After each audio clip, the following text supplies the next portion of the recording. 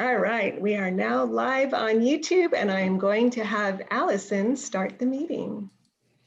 Well, good evening, everyone. Thank you for coming this evening, and thank you all to our wonderful interns who are going to give their upcoming presentations in just a bit. Just a bit of news is we are making progress in hiring a curator. We did have 110 applicants apply for the position. We have narrowed it down and we're in our final interviews. So we're hoping in the next couple of weeks that we will be able to share who our new curator is. So that is exciting news. Also on the room restoration front is we are moving forward with that work. Is we are now working on the wood planks in the floor and the wood plugs. And I have to say, I have learned a whole lot about wood flooring from the 1930s.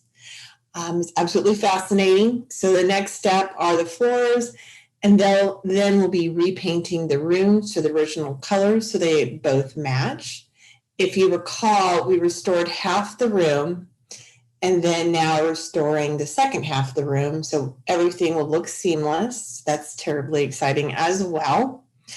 And also, as everyone is well aware, is the COVID restrictions change quite literally on a daily basis. So at this point, we are back to having masks being required for indoors. So if someone's going into the visitor center, they need to wear a mask. If they're in a shared workspace, they need to wear a mask.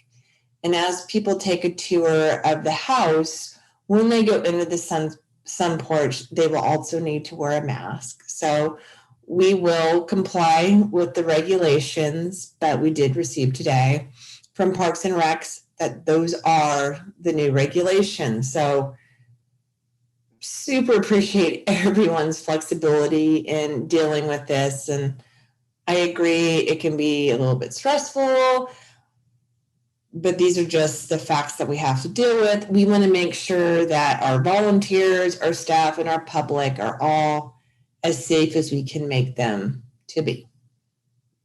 So thank you for being flexible. This has been going on since March of last year. So thank you for continuing to be flexible. Now on to the fun part, which is the whole point of our gathering tonight, is to meet our amazing volunteers. As we have 4 volunteers that are going to be talking to us tonight. And the purpose of an internship is really to gain some work experience that is credible, goes towards what you want to do in the future, maybe offers you more insights into your career opportunities. For myself, the reason I'm even at the Rancho is because of internships. When I was in my undergraduate program, I was going to, I don't think many people know this, but I was going into the fashion merchandising industry. And my mentor at the time, he realized before me that really wasn't my field. So I ended up, because I was at a fashion college, is organizing their costume collection from start to finish, the right type of hangers, to creating a database system. Really got me propelled into museums. And then I received my master's in museum studies from George Washington University. And my internships were at the American History Museum. So I got to work with the costume collection, the fashion collection, and the First Lady's collection, which was pretty cool. And then I got to work in the deputy director's office, working on their exhibit process, their strategic planning process. And that's really what propelled me into pursuing my careers in museums. So I think it's a great opportunity. We've got some fantastic interns that are also volunteers, but interns working this summer. And tonight we're going to hear from Jocelyn, who is in our education area, Nikita, who is working in curatorial, Misael, who is in marketing, and then Haji, who is working in events. So this is going to be a fun night. So with that, Alana, I'm going to turn it over to you. Hi, everyone. I'm Alana. I think a lot of you might know me, but anybody who is newer, I have been in summer camp mode, and so not meeting our newer volunteers as much. So I'm Alana, and I work in the education department doing youth and family programs and outreach. So right now, that's mostly our summer camps. And this is not the Rancho's first time having an education intern from the Getty program, but it is my first time being a supervisor. So it's definitely been a learning and growing experience for me as well to be supervising an intern. And I have just been very grateful and feel fortunate to have the opportunity, not just to get the help, but also to get to know Jocelyn, who has been helping in the education department. And she will explain a little more what she's been doing. And so I will turn it over to you, Jocelyn, for your presentation. Thank you, Lana. I'm just gonna go ahead and start sharing my screen now. So, okay, can you just let me know if you can all see presentation now? We can. Okay, great. Okay, so I'll just go ahead and get started. So first, thank you everyone for being here today and allowing me the time to share more about my internship, but also more about myself. I'm excited to be able to share that with you all today. So first, I just wanted to go ahead and introduce myself. So again, my name is Jocelyn Munoz, and I was born and raised in Long Beach, California. Some hobbies that I enjoy doing include spending time with family and also exploring new places with family. So I have like some pictures here from when we went on a trip to Arizona and we went hiking. A little bit more about me is that I just recently graduated from UC Irvine. And so I earned my BA in Education Sciences and also with a double major in Social Policy. And so those two majors really just aligned with my goals, which are to stay in the education field and also advocate for low-income communities and students of color, because I am a first-generation college student, which means that I'm the first in my family to attend college. So that's really what I'm passionate about. And so that's why it was important for me to work with the Getty through the education internship. So, and then a little bit more about like my career interests, like for the future, I'm really just hoping to stay like in the education field, hopefully go into teaching, and then I guess more along the like down the line, administration. But that's kind of like more in the future. Okay, so now I can go a little bit more into what my actual internship is at the Rancho. So again, like as you can kind of tell already, this internship really does align with my career interests because I am in the education department. And so that means I'm working really closely with Alana, but also like with Megan and with Laura. So it's been fun getting to know them more and also like the education department itself. So some of like the first activities that I was working on when I started my internship was learning about the education programs at the Rancho. So that was like past programs such as like Long Ago Long Beach, right? And then also like the virtual story times. So it was interesting for me to see how the programs were like before the pandemic, but also how you were able to transition into like remote. And then so then now that I have started my internship, and as Alana mentioned, we're starting the summer camp. So now like I've been like more hands-on with Alana with this summer camp, and also just preparing for that transition since it was going to be the first summer camp after the pandemic. So there was definitely a lot of changes that we needed to make for that. And then the last part of my internship, which I'm also working on at the same time as I'm like assisting with the summer camp, is the Getty has asked, well, also like at the Rancho, for a program offering that I can offer to the rancho that can sort of have a lasting impact that's beyond just my internship. And so that program offering is going to have a DEIA focus, but I'll go a little bit more into that later. Okay, so now I can share a little bit more about like how camp is going. I'm sure a lot of you have seen Alana and myself, and as well as like the counselors around different sites, different spots of the site, working with the kids. And you're probably wondering what we've been working on.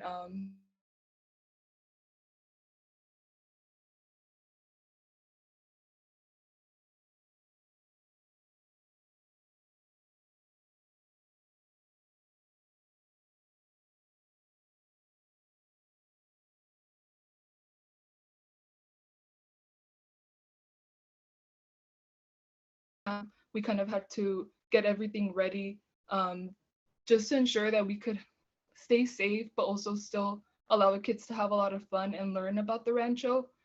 So that definitely took a lot of like hands-on planning. And so it's been exciting for me because I've been able to work closely with the kids, but I've also been able to act as more of a leader as I'm working with the counselors as well. And so, yeah, just going back to a little bit of the preparation work that I did before camp was just focusing on like aligning with COVID protocols and making sure that we would be able to stay safe.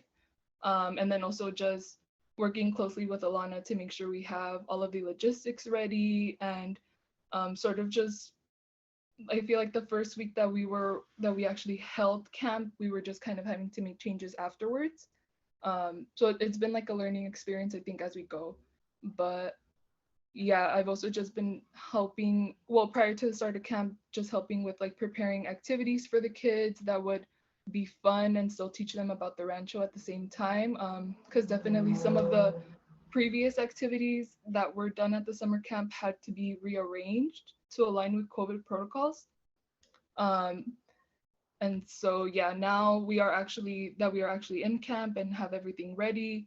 My daily activities kind of consist of just like overseeing the counselors and also the kids and making sure that we're sticking to our schedule and that everyone is staying safe.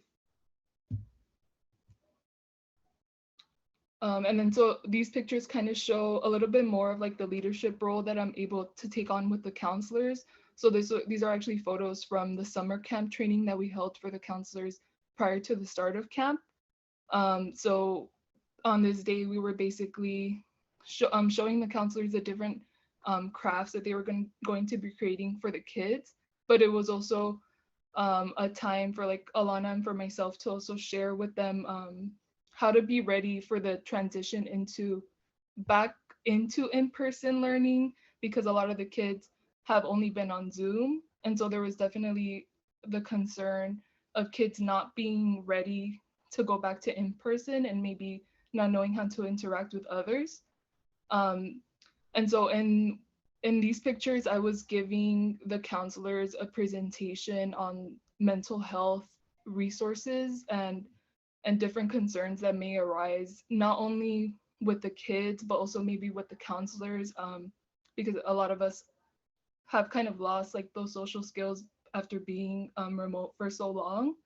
And we definitely have seen some changes in the kids now that we have started camp. So it was good that we had this presentation and the counselors kind of know how to address those issues when they arise. And so, yeah, we were also just kind of focusing on like the mental health aspects that may come about, because some kids might feel anxious as they're around people and they might not understand exactly what COVID is still or how to stay safe. So that was like one activity. And then these are just some more pictures that show, I guess, more of like the hands-on preparation that I was helping with for camp. So just kind of getting materials ready, and you can see things like all in the back of the garage. Just we were working really hard to have everything ready for the summer camp. And then so now I can share a little bit more about the offering that is part of my internship. So again, this offering is going to have a DEIA focus. So I'm sure a lot of you are like familiar with ZIA, as we've been talking about it a lot at the Rancho. And so I do have like brief and initial like planning so far for the offering, but it's just like not finalized yet, since that's more towards the end of my internship, where I'll be really just like finalizing it. But so far, what I would hope for this offering to be in the future is that it's going to be a program for youth and for families that's going to be rooted in the Rancho's mission, but also not losing sight of the DEIA goals. And so really the initial steps that I've taken with the offering are just understanding the goal, but also like the intended audience. And so the intent that I have with the offering is that we can invite broader audiences to learn about the site, because we do, well, at least one observation that I've had so far is, well, I think like an immediate observation is just noticing like the affluent neighborhoods around the Rancho. And so opening the space up to communities and like other folks outside of just maybe like Bixby Knolls area. Because I myself, again, as I mentioned, I was born and raised in Long Beach, but I didn't even know about the Rancho until I applied for my internship. And I mean, once I learned about it, I wish that I would have appreciated it sooner, or been able to experience it with my family as a kid. And so that's really just what I'm gonna try to keep in mind, and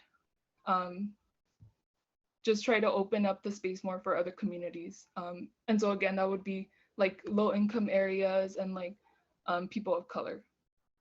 And so again, these are just like initial ideas and thoughts for the offering, but in the coming weeks, as like I reach the end of my internship, I'll be finalizing sort of like the actual design, and then outreach, because I think that's going to be a really important aspect to try to make the space seem inviting for other communities. And so now I can go into a few key takeaways that I had so far.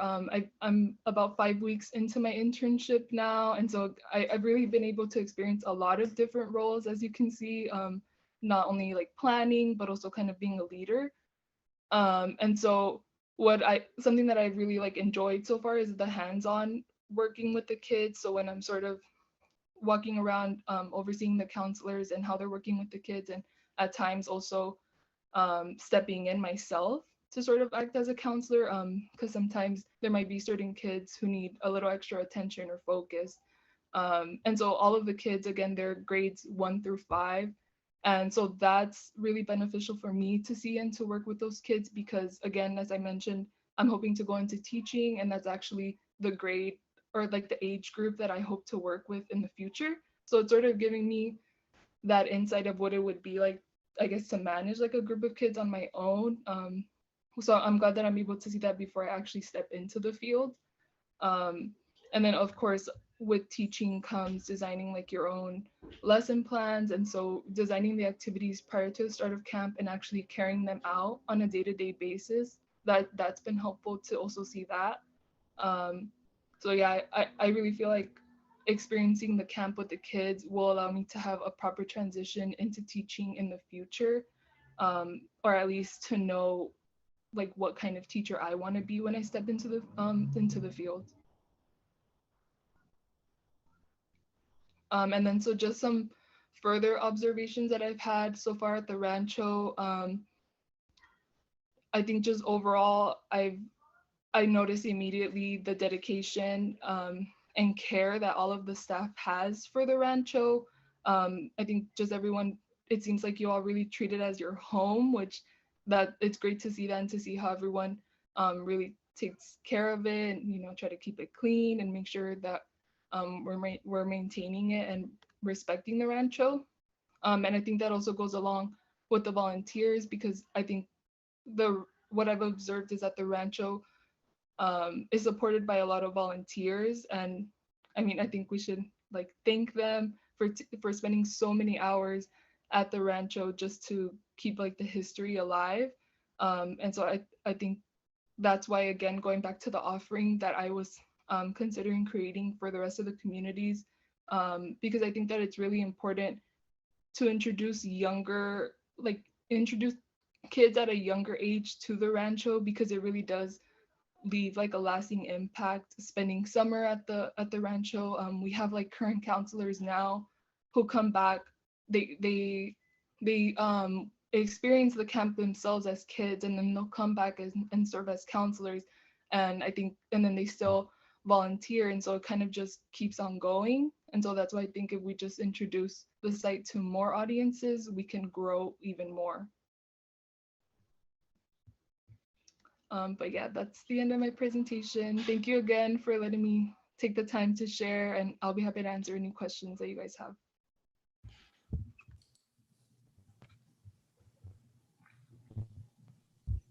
Thank you so much, Jocelyn. I'm so glad that you all have gotten a chance to meet Jocelyn. As she said, we've been working pretty closely together, so I've had the pleasure, but now that you all have kind of met her, so it has been so nice. It's not easy to come step into a new place and just kind of hit the ground running, and Jocelyn has really like stepped up and can, even by like the first or second day of camp, was like foreseeing problems and like already working to proactively solve them. So it's made my job a lot easier.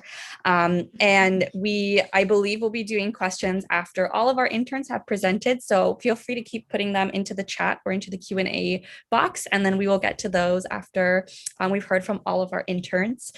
So thank you again, Jocelyn. And then I will be passing over to Allison again. Hello, everyone. Well, I am very pleased to introduce to you all Nikita Lynch, who is our curatorial intern. We have been very fortunate through the Getty to receive curatorial interns, and these interns have always helped us with exhibits, exhibit design, exhibit research. Nikita will also be doing an exhibit in the library, but I don't want to take anything away from her. She's been doing a lot of amazing work, and she was working with Sarah. And then when Sarah went to her new position, Nikita and I have been working more closely together. And I have to say, Nikita is a phenomenal young woman, and she's done a lot of great work. And so I'm going to turn it over to Nikita to tell us what she's doing.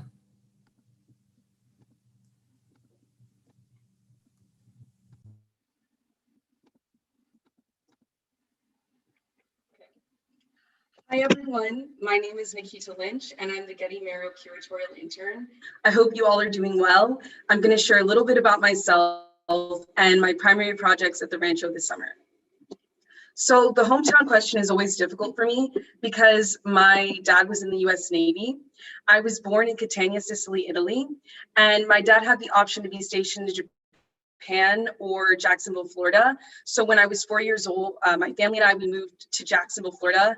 I spent a good chunk of my childhood there, going to the public library, the beach, and museums in Jacksonville and the surrounding areas. And then for high school, my family and I, we moved to Port St. Lucie, Florida. This is a photo of my parents and me and our landlord in Sicily. My parents had the option to stay on the naval base, but they wanted to immerse themselves in Sicilian culture and learn a lot about the language and the food and have access to fresh fruits and vegetables. And that's just another picture of me and one of my babysitters outside the house that my parents rented. And this is a picture of me in Jacksonville, Florida. I'm at one of my favorite beaches there, and I had caught my first fish. And on the right-hand side is a photo of me at the public library that I enjoyed going to in Jacksonville. This next slide is just a beach in St. Lucie County, which is a part of Port St. Lucie. And it's one of the beaches my family and I enjoyed walking through. It's been eroded because of recent hurricanes, but it's still very beautiful to visit. So I recently graduated from Florida International University with my bachelor's in history. When I was there, I studied the history of ordinary people, medieval Europe, Renaissance Europe, Reformation Europe, Latin America, and Asia. But before that, I spent most of my collegiate career at Whittier College in Whittier, California. It's a small liberal arts college. And when I was there, I learned so much. I originally started college as a chemistry major, and I was on the pre-med track. I actually did the medical academy when I was in high school. But when I was at Whittier College, I took an anthropology course on Native peoples and culture, and it transformed the way I viewed history and the social sciences. So I changed my major. This is just a photo of one of the museum exhibits I got to visit at FIU at their main campus. And on the right-hand side is the North Campus, which is where the Biscayne Bay in Miami is located. And it's just really beautiful to be near there. They have a strong online history program, so I'm glad I was able to experience that and meet the professors there. And this is just a photo I took at Whittier College. And behind me is a science and learning center, and I was attending a study abroad fair. How did I find out about the Rancho? So one of my professors at Whittier College actually told me about the Getty Merrow undergraduate internship. And when I was searching through all the different museums and historic sites on the list, the Rancho stood out to me because of the website. It reminded me of a museum in St. Lucie County called the St. Lucie County Regional History Site. And I was glad that I was able to see the adobe house virtually because I had never been to the Rancho in person. And then I also love the Getty Center and the Getty Villa. So that's a picture of me on the left. I recently got to go to an exhibit at the Getty Center, and I got to see illuminated manuscripts. I actually did a project on that when I was in college. So it's just something that's always interested me. And most importantly, Sarah, the former curator, when she interviewed me, she reminded me of like my amazing professors at Whittier and at FIU. So that is one of the reasons why I was drawn to the Rancho. Some of the primary projects I've been working on at the Rancho this summer are research and development for the Raíces exhibit. So the Raíces exhibit is the upcoming exhibit, and it's going to focus on the Mexican and Mexican-American people that lived at the Rancho during the tenant period, which was around the 1880s to the 1920s. So I've been working on oral histories. I've been listening to them and writing down bios and keywords for all of the different interviews. And it makes it where eventually when the oral histories are available on the website for researchers, the general public, they'll be able to find the parts that are relevant for their research. I'm also currently working on a proposal for a library exhibit, and I'm super excited about that. And the former curator, Sarah, she assigned an article for me, a research article on Black cowboys that I've been working on since the beginning of June. So here's a photo that I took when I was at the California African American Museum Research Library. I was able to look at some books that are helping me with my research on African American cowboys in the 19th century. And on the right-hand side is a screenshot of timestamps that I've been working on for the Raíces exhibit. The people that were in the oral history interview, Manuel Liera and Concepcion Coronado Liera, they lived at the Rancho in the adobe house during the tenant period, and they worked at the Virginia Country Club.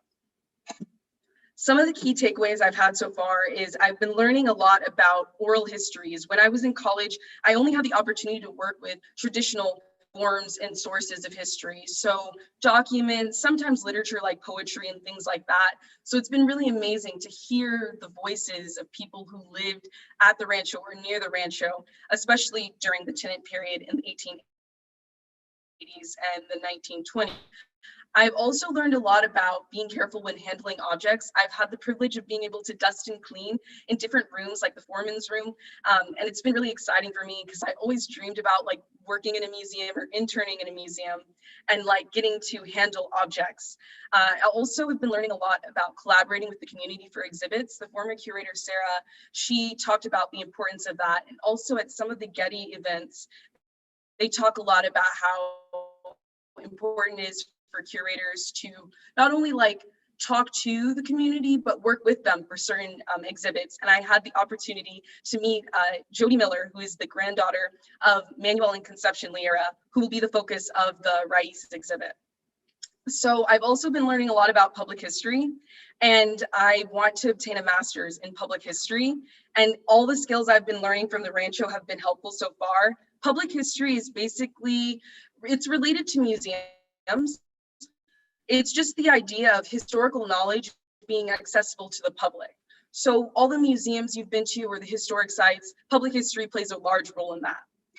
Some of my observations at the Rancho have been that I've learned so much, especially working on projects with different departments, like with with PR and marketing, I've been able to work on a blog post for the 4th of July, and I have a better understanding now of how museums run smoothly.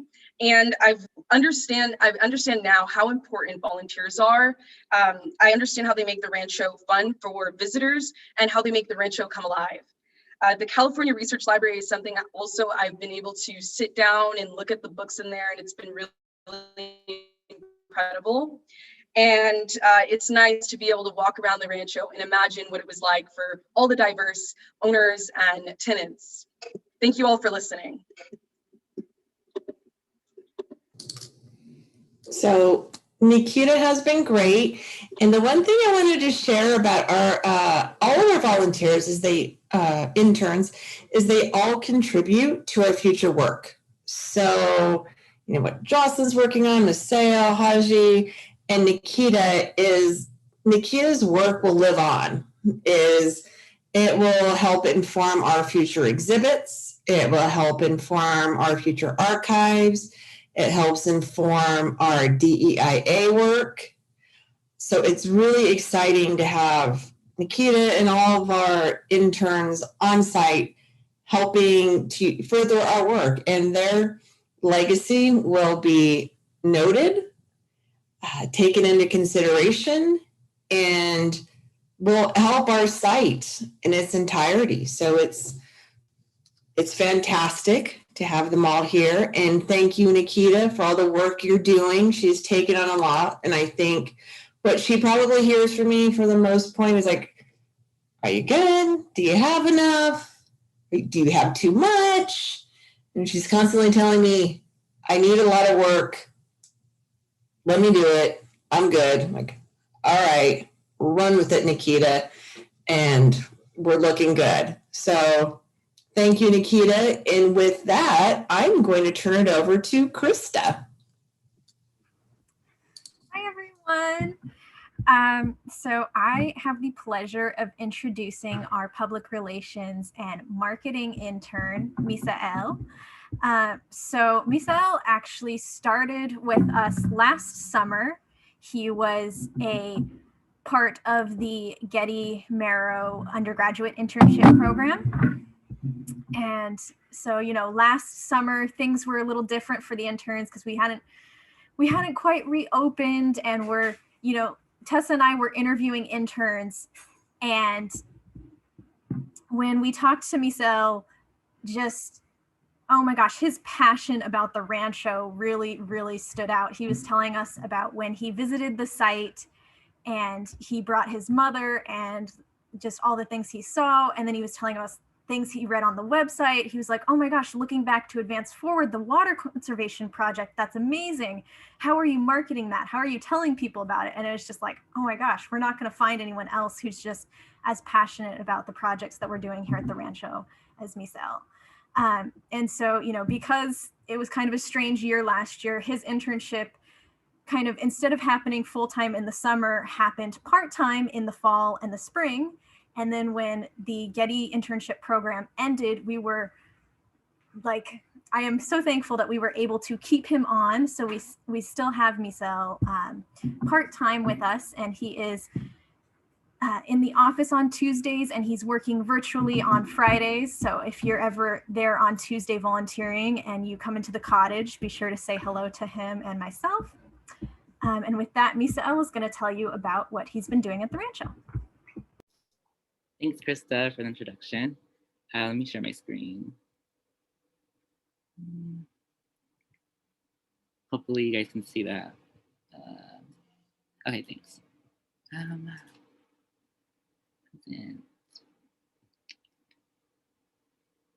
All right, so hello everybody. Hope you guys all been having a great time so far. Today I'm going to be talking about my experience interning at Rancho Los Cerritos, some of the work that I've done, and some things that I've learned so far. All right, so let's first start off with my name. So my name is Misael Enamorado. I was born and raised here in Long Beach. I've been living here for about 23 years. Even though I was born and raised here, I identify myself to be Mexican American. Both my parents come from Latin American countries. My mom is from Mexico. My dad is from Honduras. So at school, I actually got a double major in marketing and sociology. And the reason that I combined these two majors is simply because it fits my interest of wanting to work with a company that not only cares about profit, but that also cares about people and the planet. So I feel like those two really went well together with what I want to do. My future career, or my current career aspiration, is to be a social media coordinator for a nonprofit company. Oh, and if you guys didn't see that, it was me behind the infamous, or in front of the infamous pyramid at Castle Long Beach. All right. So how did I hear about the rancho? So I, like a long time ago when I was really small, I actually went on a field trip with my elementary school to the rancho. I didn't know much about it. I think I remember just walking around it, and I actually thought that people lived there at the moment. So yeah, I didn't know anything about it. And so after that, I would continuously visit with my family because they just like walking around, enjoying the nature and stuff like that. And then actually about a year and a half ago, I applied to the marketing position, and unfortunately it was filled up. Someone had taken the position. So I reapplied in the summer of that same year, and I got the position for that. So I started off as a Getty Merrill undergraduate intern. And the Getty program is basically funded through the Getty Museum. Its purpose is to diversify museum spaces and visual art spaces. I did that internship for about 4 months. I went to a lot of webinars. I went to different community learning events where we basically got to talk to art organizations, artists, and other alumni of the program.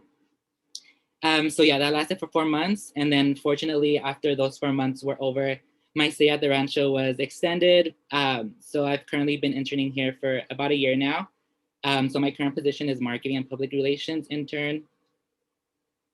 And throughout the year, some of the things that I've done have been increasing communications, increasing language accessibility, and increasing promotions of the company, which I will get into right now. So the first thing is I've done a lot of social media. So I created, scheduled, posted content on all of our social media accounts. To make the language accessible, I would write the captions in English and Spanish. If any of you guys ever left us a message or left us a comment, it's more than likely that I was the one there to respond to you guys. So yeah, keep interacting with our content. We love it. We love to hear you guys' feedback. Something else that I did was check analytics. So I would check how good or bad our posts were performing. Interestingly enough, once the pandemic hit and we put everything online, all our programs went online, our online visitors were around 32,000 plus online visitors that year. And that's compared to 30,000 visitors that we usually get on average pre-pandemic. So pretty good increase there. And here are all our social media accounts if you guys are not following us yet. So something else that I worked on throughout the year was our virtual storytime program. So for the storytime, I basically would be the one to gather any materials, any resources that I needed in order to edit the videos and to post them onto our YouTube accounts. I would also write the emails to the families. Whenever it was an English story time, I would write that in English. And when it was a bilingual story time, I would write that in English and Spanish to make it more accessible. And I would also promote our story time onto our social media accounts. And also, fun fact, we just started in-person story time today. So see you guys every Tuesday at 10 a.m. for that. And here's a picture of me doing a reading for our bilingual story time. I also did participate in some of the videos, so that was fun. Something else that I did was what is known as website management. I basically added events to our event calendar on our website. I would just come up with a title for the event, come up with a interesting caption, put an interesting photo, set the date, time, location of the event, and publish it. I also kept the homepage up to date. And what this means is just updating our front page of our website with like any important announcements, any events, any blog posts or programs that we want our audience to know about during that month. And then with the museum shop, I basically would take photographs of our items. I would post them onto our online shop. I also had the opportunity to like write interesting descriptions for the items to initiate a purchase. And yeah, so that's what I did with website management. And then media writing. So if you guys aren't familiar with media writing, basically it's writing for the media, obviously, but it's like writing in a different way that you would write if it was personal. So you're basically writing for an audience. The writing must be like clear, concise. It must have an intended message for an intended audience. So that's kind of what I've been learning as well throughout my year here.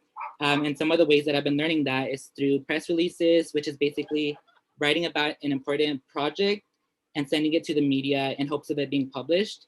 A media alert is similar to a press release, but it's shorter and it's basically just giving a brief overview about an event that we're having at the Rancho and sending that to the press in hopes of getting that published.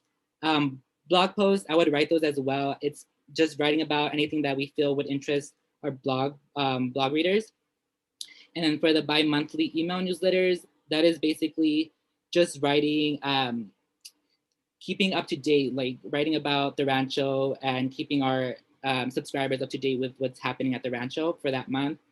So as you can see, each media piece has a different audience. So like for the press release and the media alerts, we're reaching journalists. For the blog posts, we're reaching blog readers. And for the newsletters, it's more reaching to, or for subscribers. So that's kind of what media writing is and what I've been learning about. And then, so for some skills that I've learned at the Rancho, I would say I've learned a lot of collaborative skills, working with different departments, working on multiple projects at a time as well.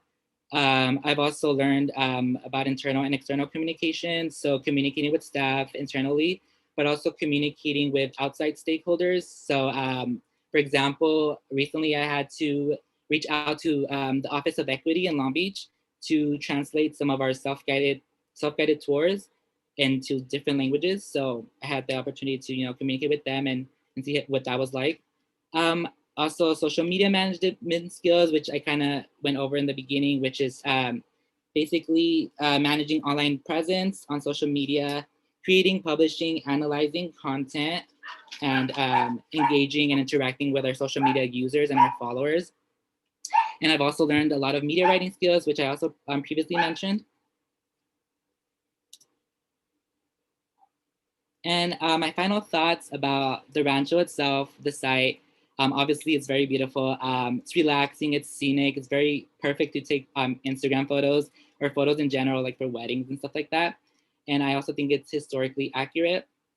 The organization itself, I would say it's educational, inspirational to anyone who goes on to it or who wants to learn about it. And it's also community focused. And for the staff, I would say they're very accommodating, especially with the pandemic. They like would always reach out to me if I had any questions. They're very understanding and they're also very passionate about what they do, which is really cool and which I really loved. And it made me feel more comfortable working here. And that's it. Thank you.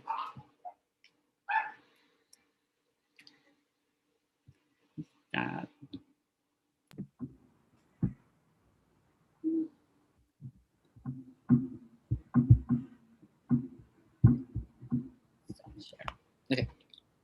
Thanks, Misael. Yeah, so we've been really fortunate to have Misael as an intern for a full year. And he is this week going to be starting on a project with Nikita to create some video content for our social media that has some history facts for you around various rooms and places in the site. So, make sure you follow us on social media and look forward to that.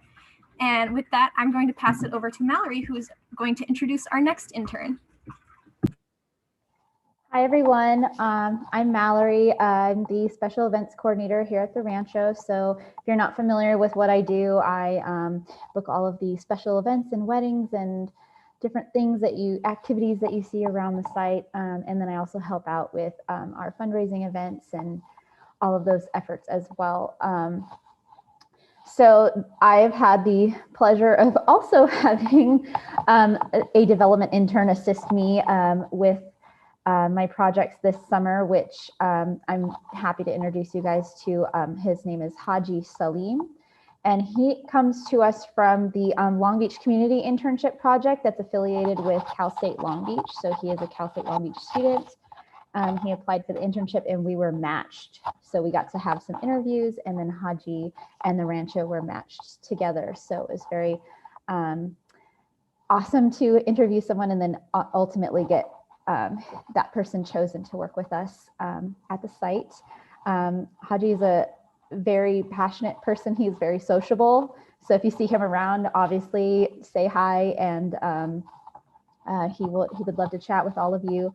He unfortunately couldn't make it today. So what we did was we ended up filming a little video documentary style, interview style for you guys, and just talking about some of his thoughts on what he's doing and filling you guys in about who he is. So I'm going to go ahead and share that video with you guys.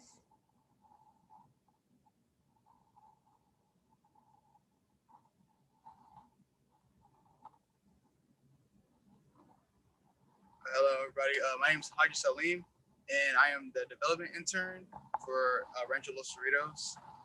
A little bit of my background. I'm from Long Beach, California, and I attended Long Beach Polytechnic High School, and I'm currently at Casa Long Beach, and this is my 4th year, so I'll be graduating this fall. And so primarily my main responsibilities at this Rancho is I pretty much help like plan and help set up events like weddings or like celebration of life or good events, stuff like that. Here, I actually visited this Rancho like years ago when I was in elementary, and I remember like learning about the story of how soaps like the actual soap was like created and everything like that. And and like years later, I'm back here interning this summer, so it's this is a fun experience so far. All my staffs are friendly, very quiet, very peaceful here, and every time I come here, I just get super excited for it. It's a dope environment. I loved it. I learned how to, because I kind of like got the feel of like, because at first I didn't know where certain things were, so now it's like I feel like if my staff would ask me, "Oh, can you get some chairs, get some tables from a certain room," I would like know exactly where to go. And it was like weeks ago we had a wedding, like a small gathering. It was very beautiful too. It was a nice wedding, and I helped the staff like set up some tables, and we put up the linens on the tables, and I set up glasses like for the champagne for like after the wedding, and I opened up my first champagne. It felt pretty good. It's like I don't know. I felt like I'm like a part of like the family, I guess. Like I don't know. It was fun though. It was fun. It was a fun day.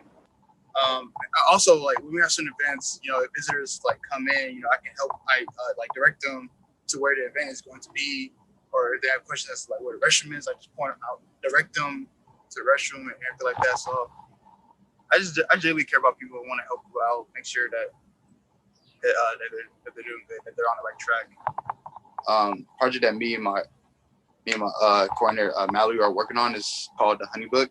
It's pretty much like another like website in which if we can set up events through the Honey Book, like whether someone wants to plan like a wedding or anything like that, we can go to Honey Book and we can fill out like a form through that website, and it's pretty cool. Yeah, but that's the project that I'm currently working on this summer.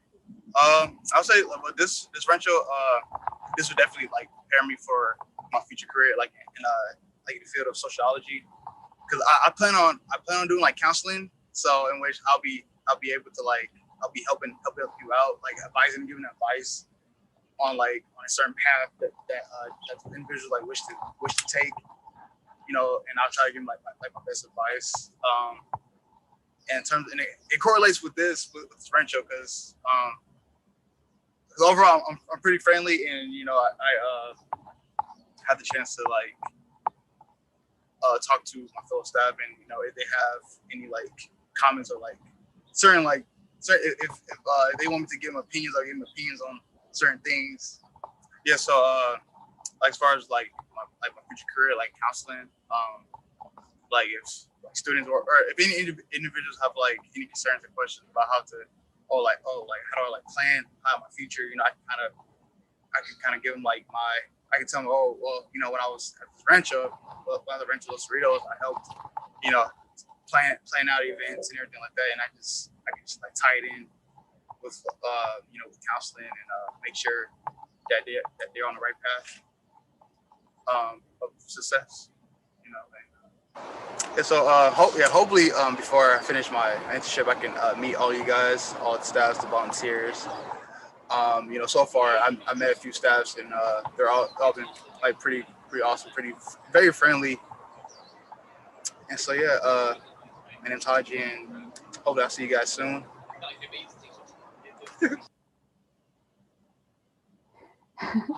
So I just want to continue on and talk about Haji's internship a little bit more. He is helping me out with all of our special events and our fundraising event that's coming up at the end of July. And he's kind of doing more of a hands-on internship. So he's been really learning about where we store everything at the Rancho, and kind of more of a customer service way of going about and interacting with the public. So he's been having a lot of fun, and yeah, it's been great. It's my first time having an intern too, so it's been a learning process.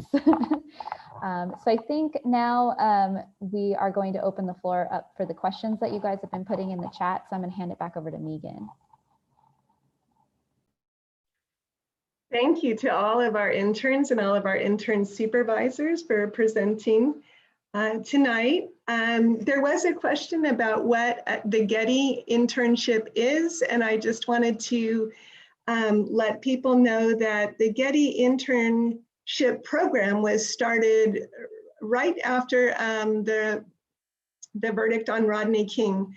What the Getty decided to do at that point was to do what it could, the Getty Foundation, to help diversify museums, and particularly in Los Angeles County. And so they fund internships at small and mid-sized museums. I think we've been participating since the very beginning. We've had a lot of curatorial interns. We've had a fair number of education interns. Sometimes we've split those between education and curation. We also, as you saw last summer, had a PR and marketing intern in Mizell. Not only do they fund these internships at the small and mid-sized museums like ours, so these interns work for 10 weeks full-time, 40 hours a week, but they also provide really wonderful career information for the interns. I know there was an art summit recently when talking about career tracks and the serendipitous way of many of us get into museum work. But they also have the interns meet one another, so it can become small groups of interns who really get to know one another and often get to travel to the other sites. Perhaps right now that's more virtual than in person, but when I was an intern supervisor, I got to travel to a whole bunch of different museums in one day on a bus and have lunch with interns and so forth. A lot of fun. Anyway, I wanted to open it up for questions, and the first question is for our very first presenter, Jocelyn. Somebody wondered what DEIA really means. And so Alana put the acronym, what's spelling out diversity, inclusion, accessibility, equity. Sorry, I did that in the wrong order. But Jocelyn, maybe you could give us an example, maybe what you're thinking about for your project. Okay, thank you for the question. Yeah, so DIA is something that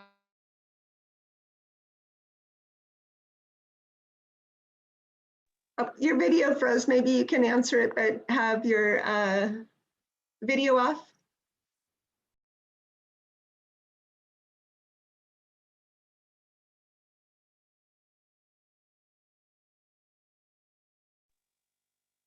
we're going to have you come back to that, Jocelyn.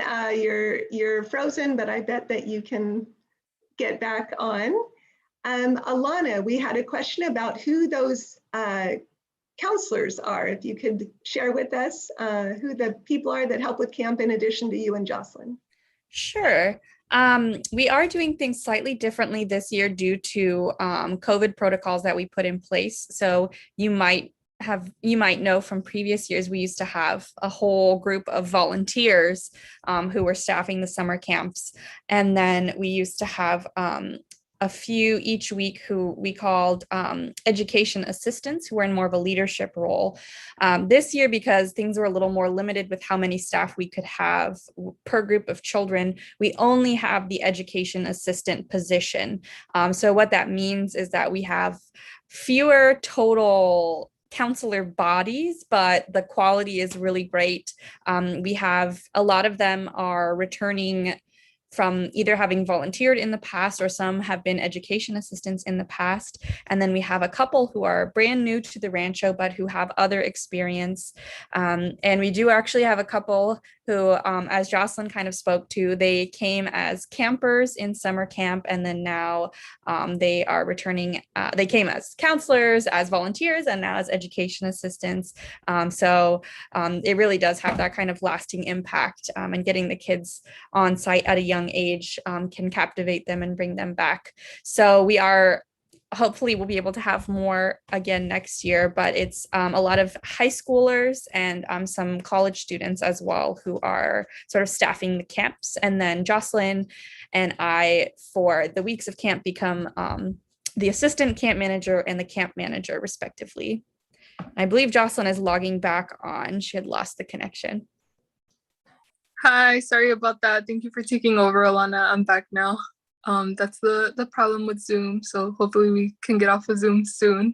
But yeah, just going back to the question about the DIA initiative, I was saying that's something that I think the Rancho is working hard to implement, and it's really a focus that the Getty also has asked us as interns to focus on. And it's still something new for me to implement DIA specifically in the arts, just because I haven't been like in the arts before, or have not been too familiar with museums. And that actually kind of goes along with it, is museums kind of being more like white dominated, I guess, like fields, right? And so that's kind of the goal of the Getty internship, is to introduce like arts and museums to more like low income and people of color.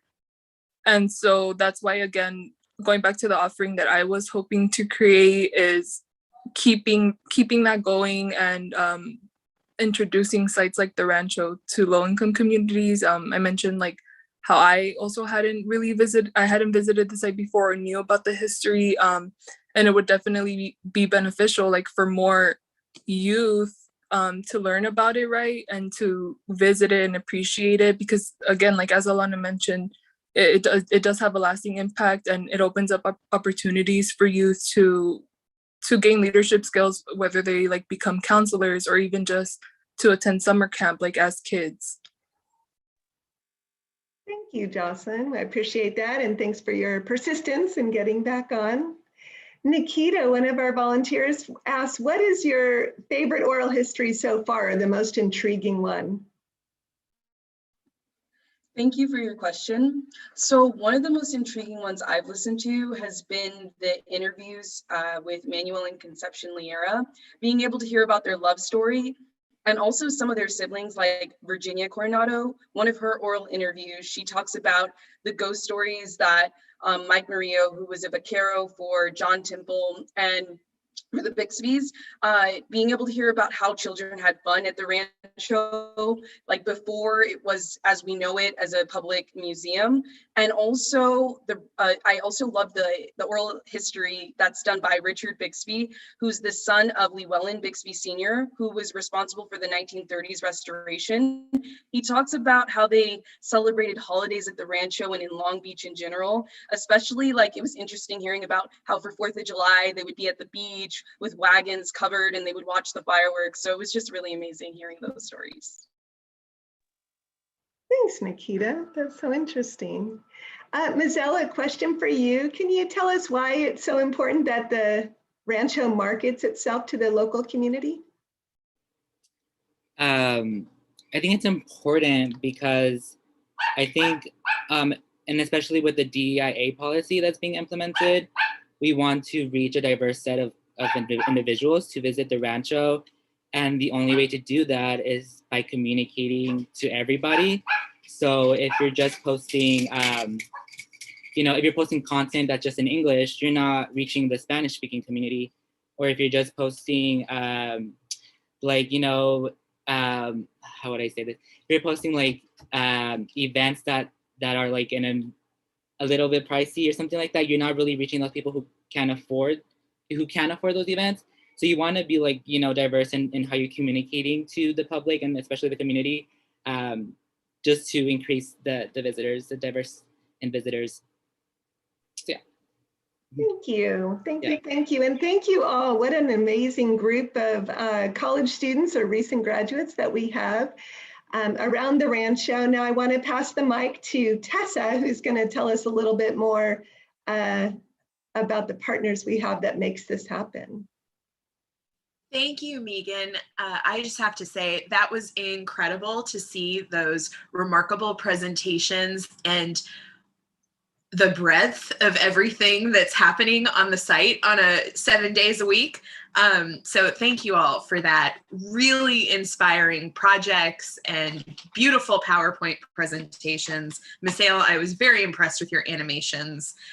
We're gonna find another way to use that too.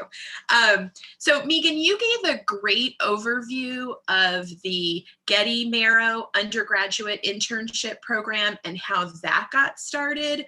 We also get funding from the Arts Council for Long Beach and the Long Beach Community Internship Program to also fund in paid internships at the Rancho. So Haji, whose video presentation was last, he comes to us from that Long Beach Community Internship Program. And that's a partnership. And then it piloted last semester. We had an intern named Genesis Vasquez, who reported to me in that first round. It's housed at Cal State Long Beach, and they partner with many nonprofits to place Long Beach College Promise students with paid internship opportunities throughout Long Beach. Their goal is to really take the Long Beach College Promise to the next level. They see this as the final piece in preparing our Long Beach students for their next step in their careers. So just a couple of other folks that I wanted to highlight, names you probably know that came out of these incredible internship opportunities. Brian Chavez, who has worn many hats at the Rancho and has provided years of dedicated service, started as a Getty Marrow intern. And our very own Andreina Juarez, who was participating, I'm looking to see if I can see her name, she was attending, but she is now in the development department. She also started as a Getty intern.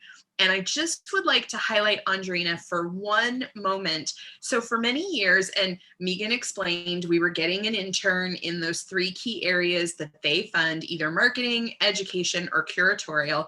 We were getting a single intern for many years over and over and over.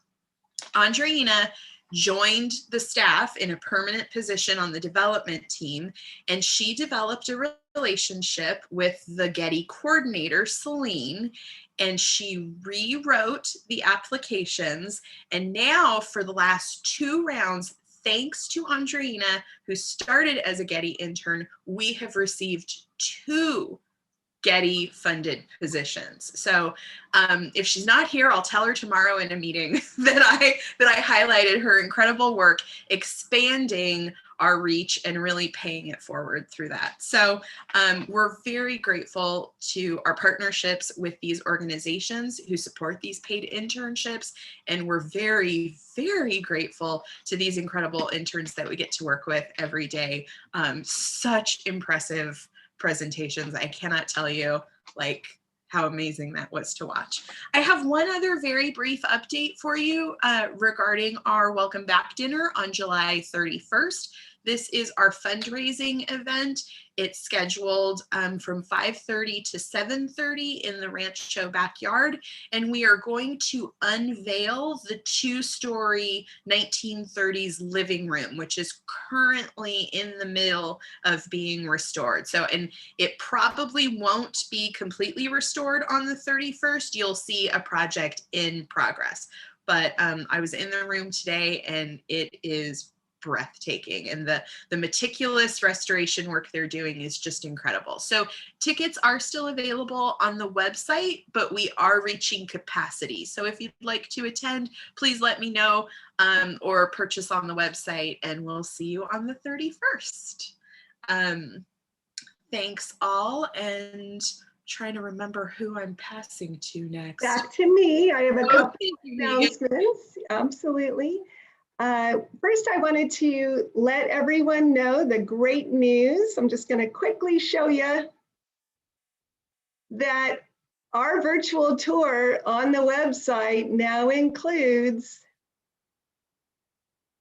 the entire Adobe. Alana and Sarah and I and others have worked very hard on this, and we'd love your feedback if you see anything, but you will be able to tour the entire Adobe.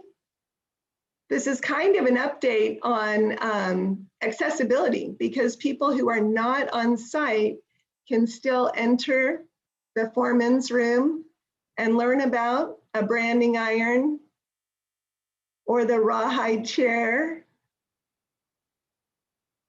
which they can even ...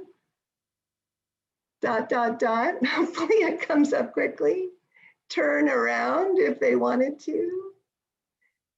So that's pretty exciting about new accessibility that we have, whether you're on site or off. Ms. L also mentioned that he had gotten our new guided walking guide translated into the 4, well, English plus 3 more primary languages in Long Beach: Spanish, Khmer, and Tagalog. So that's wonderful. This weekend I had a gal who was born and grew up in the Philippines until she was 17, and she took a quick look at our walking guide in Tagalog and was delighted, but then decided to read it in English anyway. I think the Philippines have both languages, and we had 2 families at the same time using our Spanish guide. So I've decided to make more of those available. Should we have 3, 4, 7 Spanish-speaking families use those? So that's pretty exciting, and our public hours guides are aware of that. Speaking of public hours, we have just been going with so many visitors, enjoying the site, enjoying the volunteers, enjoying the safety and serenity of the Rancho. Laura put together some statistics for me, even when she just came back on vacation. Most of you have know I've been sitting in on public hours for the last week, which is such a joy. But since we've gone to a guided tour format along with self-paced tours, we have had in the past month 686 visitors who have taken 114 tours. 74 of those are led by house docents. 40 of those are led by garden docents. As many of you know, garden tours can accommodate more than 1 household, while house tours are limited to a single household right now. If you were to run the numbers like Laura does, about 45% of our visitors are choosing to take docent-led tours. Another 19% are choosing to go on a family scavenger hunt. Sometimes it's just adults, but usually it's a family with children. Another 19% are opting to use our virtual tour, the other virtual tour, the Clio app, which is content or dialogue that they can use on their own smartphones. And then about a little over 30% are opting to use our new printed walking guides, whether that is in English or in Spanish, or I told you in Khmer or Tagalog as well. We do have openings all the time. We appreciate when you sign up through Volgistics. I will say we have more openings for garden docents than anything else, and that's because we are in need of garden docents. So look for, in quick notes, we're going to have a garden docent training class starting in a virtual way in August. Marie couldn't be here tonight, but I don't want you to drop that off your radar in case it's something that you want to participate in. We sure hope you will. Mallory, I think you're up next. All right. Hi, everyone, again. I just have a quick update. I'm sure that all of you that have been volunteering during public hours have noticed that there's been some changes in the way that the museum shop has been set up. I know for the past long while during the pandemic, we moved to an outdoor market, and we have actually started to kind of move things around. There maybe is some new furniture out there that you didn't see before, and also some new items. So the Museum Shop Committee has been working really hard on a revamp of the museum shop, and that includes bringing in items that are eco-friendly, that are a little bit more attractive to some of the newer people that are coming to the site. So I do really appreciate your feedback on what's selling, what's not selling, how the layout looks, the merchandising, the different items. And I also, the whole committee, the whole staff, everybody at the Rancho is really appreciative of kind of like pardoning our dust while we get the museum shop resorted into what the new iteration is going to look like. So next time you're on site, if you haven't already taken a gander at our new stuff, please do look. There's some cute tea towels and picnic blankets and little knickknacks and things like that. So we're really happy to share that with everyone and the public as well.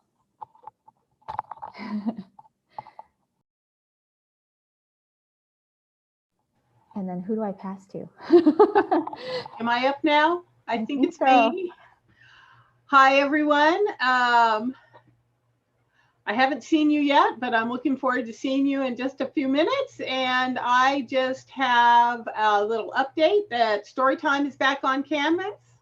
And I have a picture to share with you of what that looks like. Today, Nancy Voiles, does everybody see that? Sharing stories with people on blankets and benches in front, and it was very well received.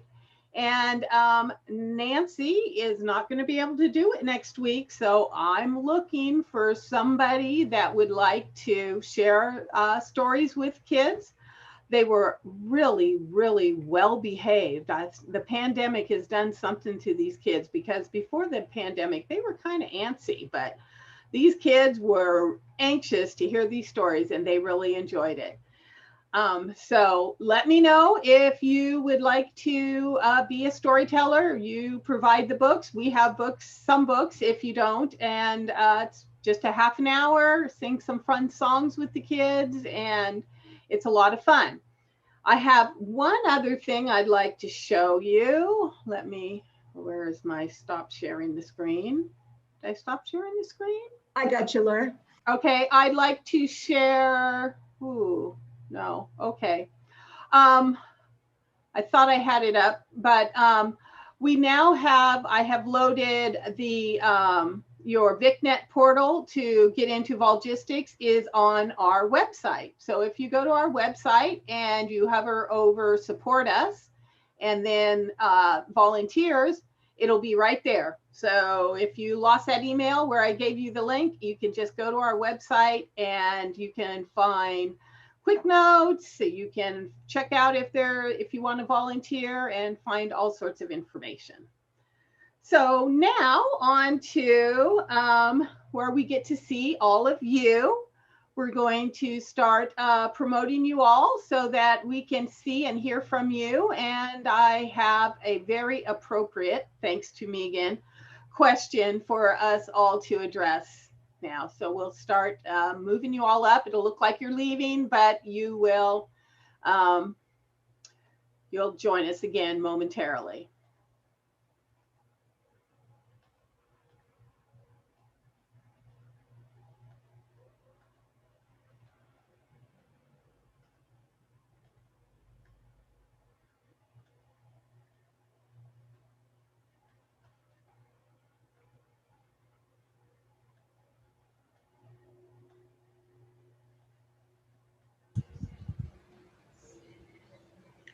Please make sure you're on mute as you come in. Oh, it's not working.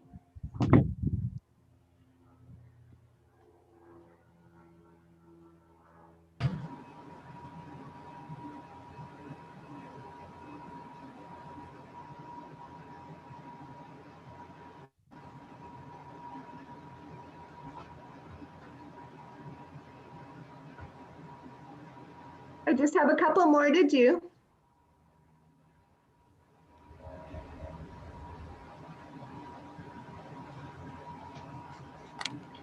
I was trying to help you, but it doesn't seem to work for me. Go ahead, if everyone can be on mute until somebody passes the mic for you, to you, I would really appreciate that. Laura, go ahead and get started and I'll work on the back end here. Okay, everybody. Well, we heard from interns and what they took away from their experience here at the Rancho that they can use for their future. So Megan's idea was to share what if you were an intern or your first job, and if there was anything that you learned from that. Well, my first job was at a fast food restaurant, the Golden Star up on Cherry and Carson, which is still there. But before it was a restaurant, it was like a McDonald's where people walked up, and they had really good onion rings, and a lot of people came, and I was the cashier. One day I got fired because they thought I'd stolen money. So I learned that you need to be really careful when you're making change or you're not going to have a job. I don't know how well that transferred to other jobs, but that was my first job and what I learned from it. So I'm going to pass the mic to Grace, because I'm curious if she can remember what her first job was. Well, yes, I think other than babysitting, my first job was washing towels and tank suits in the school gym. And we had a big washing machine, and we had a thing that went around really fast. I can't remember what they call it, but it took all the water out, and we dried things.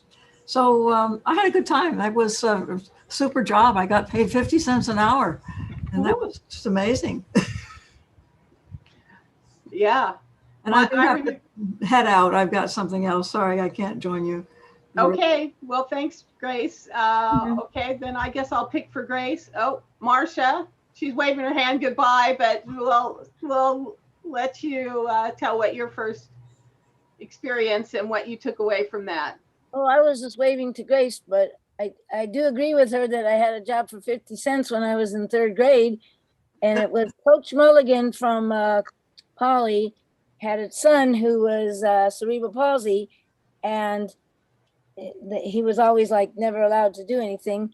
So they hired me to play with him and stuff and do things. And I had so much fun learning how to deal with special ed type children, and ended up making it so I ended up being a teacher. And so I guess it had a big influence. And then, since then I've done all the special things at the Rancho. So it was my first experience with Billy. He was little Billy, and then he went and learned how to be a sports writer for some sports thing in Santa Ana, and still alive and thanks me for all the stuff I did for him. So that's pretty special.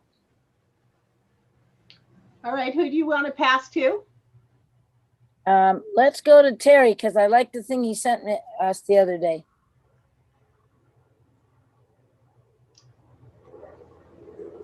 Okay, I won't dabble in all of the little things that I did growing up, because there was a whole lot of mowing lawns and watching little kids and all that. But the one that I had to pay taxes on, the first job I ever had, was working in a gas station.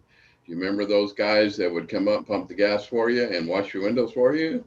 That's what I did. And then I became a full mechanic, and I learned all about cars, and I still have a 1957 Ford that I can work on, because I learned all that when I first started. I know you have an old car too, Marcia. But anyway, I can work on about any car. I know all the basics of it and everything. Even if it's a newer car, I know some of the things, like the guy just told me today when I took my Jeep in, you need spark plugs changed on your Jeep. Oh, I can do that myself because I know that particular model I bought just because I can get in there and do it myself. Everything else I don't bother with. Oil changes a little bit, but at least I know how they work when they break down, and I know what you're going to have to pay. Very useful. Who do you want to pass to? I'll pass it to Leslie. I see that big smile.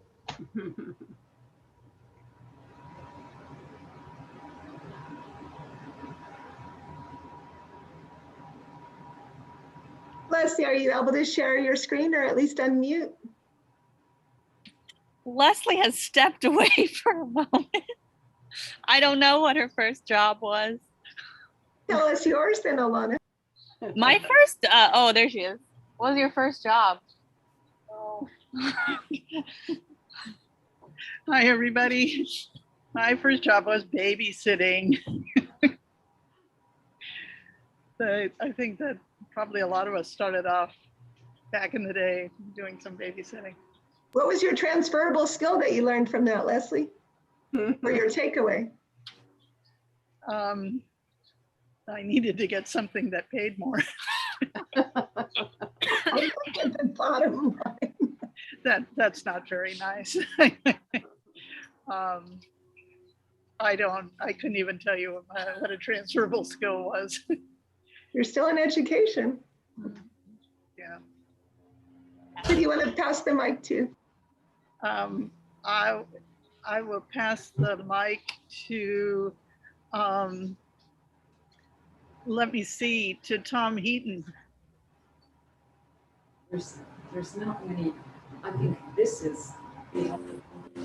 Okay, I'll see. I have an airplane going across here. My first job was at Coles Market. I was a box boy there, and it got me through high school and college, and I went from there from a box boy to a checker and stocking the shelves and things like that. And I guess it got me to know the public. You get to see all kinds of aspects of people and how to deal with that. So yeah, it was a good job. And then I went on to better jobs later, and always loved being with the public, just like today at the Rancho. So that's what I did.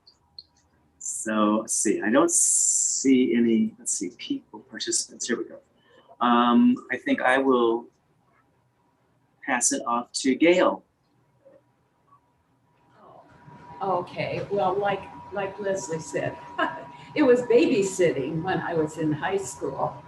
But my first real job was, I think I got it through Glendale College, because when I was a freshman there. It was working basically in an emergency clinic kind of place. Although people also had, would have, appointments too. But there were two of us out there that would take the money and get the people in whenever they wanted to see a doctor, especially quickly. And the thing I learned, I don't care what it is, if you close at 5 o'clock or 8 o'clock, you close then. And you don't want to have anybody come 5 minutes after you have closed. That was a lesson I really learned, because that's the way we felt.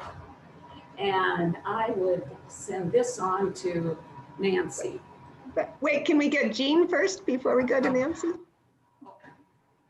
What's the topic? First job you had? Yes. And your takeaway from it. I remember my first job. It was a grocery store, one of these real little family-owned grocery stores.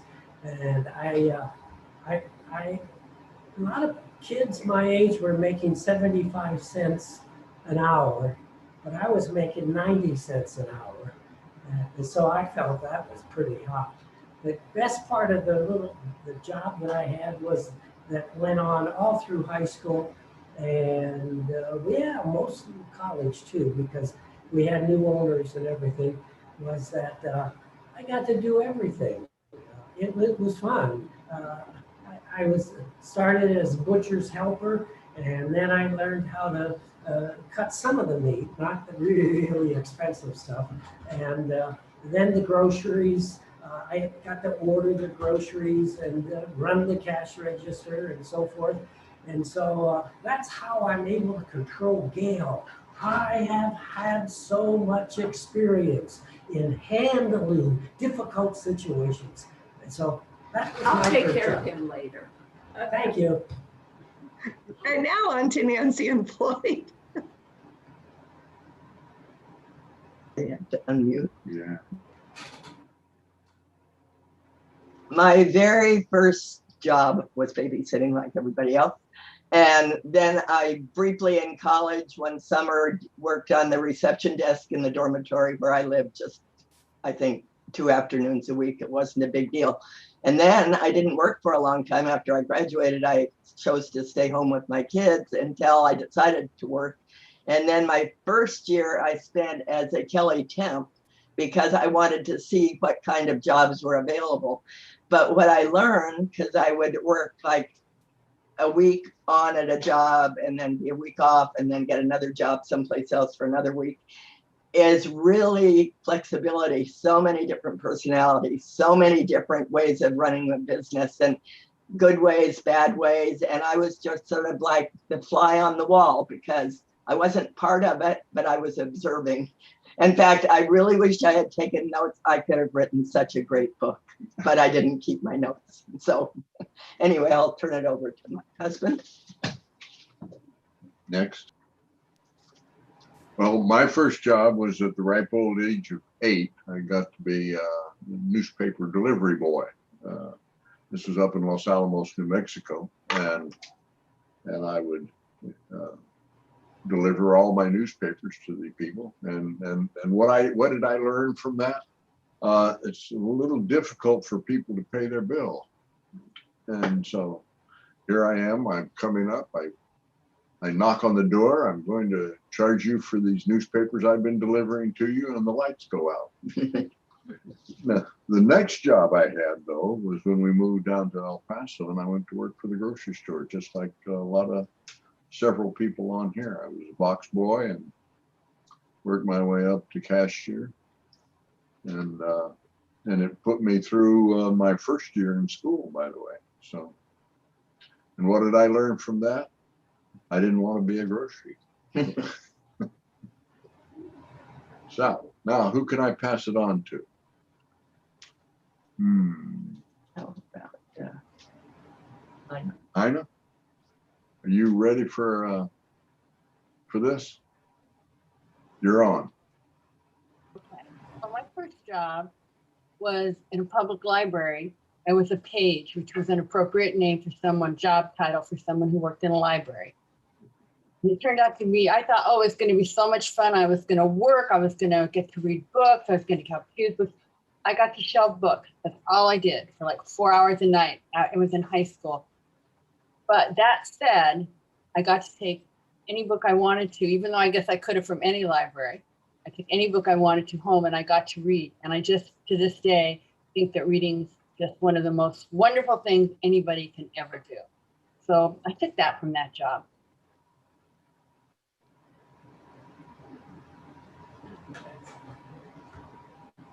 I'm trying to find somebody, right?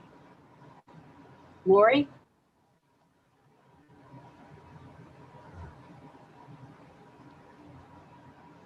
Okay. Paying job. Like all the other females here, babysitting when I was in high school. And what I learned from it was really responsibility, that, you know, I was to show up on time, and I was responsible for these kids, and a lot of times putting them to bed. And when I was 16, I showed up to take, it was an all-day affair, so I was going to make a lot of money. And the parents were going to be gone all day, and they told me what I had to cook the kids for dinner. And I went into an absolute panic, and I called my sister-in-law and kept her on the phone the whole time. And she gave me instructions of how to cook this dinner that Beth was supposed to cook. So then I graduated to paying jobs in college, to working at Lake Tahoe day and night. I had a day job as a chambermaid and a night job at the Tahoe Drive-In Theater. And I worked 12 to 14-hour days. And that's how I got through my junior and senior year in college. So I will pass it on to who's left here. Martin and Joyce. And I have to leave.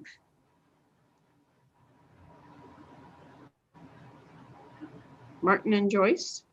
Oh, hi. Hi, we're here. Okay, thank you. Go ahead, Joyce. Okay, my first job was in junior high school at the school candy shop.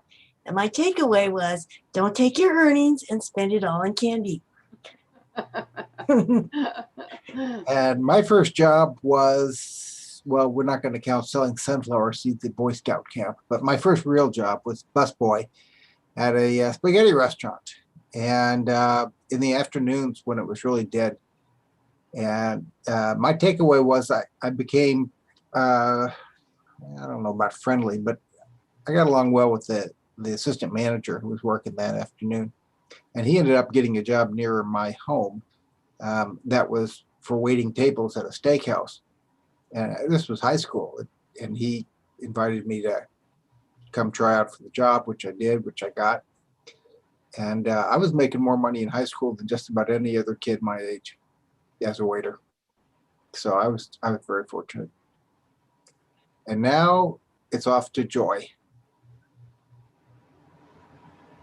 And Chaim, if he's there. Yes, he's here. Okay.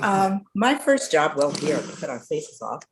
My first job was in the Milwaukee Public Library when I was in high school. I earned $1 an hour, and I worked in the periodical section with the public some of the time, but one of my tasks was to, the librarian would mark the newspaper. I can tell you how long ago this was, which articles had to be clipped, and then they would be copied and available. So I would clip out those articles and be sure to put the date on them. Exciting, huh? The takeaway was that I learned to organize information. And is there anybody? Oh, Chaim. Oh, I'm sorry. My first job was working in a neighborhood where there was a laundromat service for the neighborhood. And I would collect it on my bicycle from people's home and take it to the central location for the library. And I got to meet quite a few people, and it was quite a good experience. What was the takeaway? Well, the takeaway is you meet a lot of different people, and some people were very, very kind, and some people were very abrupt. So you just learned to meet different kinds of people. All right. Is there anyone else left to pass to? I have one from YouTube. Sandra joins us from YouTube, and she says, my first job was at a party supply store. I learned so many things, like how horrible my social skills were. However, over time I got better. I also learned how to make balloon arcs and some decor for events. Ooh, that sounds intriguing. My first job was at Kentucky Fried Chicken. This was in the 80s, so minimum wage at that point was $3.25 rather than 50 cents or $1. I learned when the franchise owner's wife said, you just don't know what to do when you're not busy, do you? You know, when nobody's ordering chicken at 10:40 in the morning. I said, I have no idea what to do. And she said, ask. And I always bring that to the teens when we would train them, because initially I noticed that our team volunteers would do a job and then they would sit down and wait for you to tell them to do something else. And I loved what I learned when I was 16, and I have remembered it. I'm no longer 16. And I hope to pass that on because it was mortifying and therefore a learning opportunity. Laura, do you want to remind everyone what we're hoping for in terms of the virtual gathering in August and the in-person gathering in September before we sign off? The virtual gathering next month, we're going to be hearing from Gerard, who was our LAist archivist, who has been working on digitizing more oral histories. And he's going to do a presentation about his work. And then super exciting, the next month, we will be in person at the Reef, being fed and having beverages and seeing each other real live, face to face. So I'm really excited about that. In the meantime, we have gardening going on Tuesdays, garden crafts the first Friday, public hours. I really need garden docents and house docents. So if you can find a spot in your schedule to fill, please go to Volgistics and do that. And now we have story time live every Tuesday, and I need storytellers. Nancy loves doing it, but she can't do it every single week. So if somebody else would like to have fun with the kiddies, let me know. Bilingual story time is still virtual, and that's on third Saturdays. So I think that is about it. It's great seeing you all. Thanks for hanging on to the bitter end and the sweet end. And we'll see you next time. Take care. Bye-bye.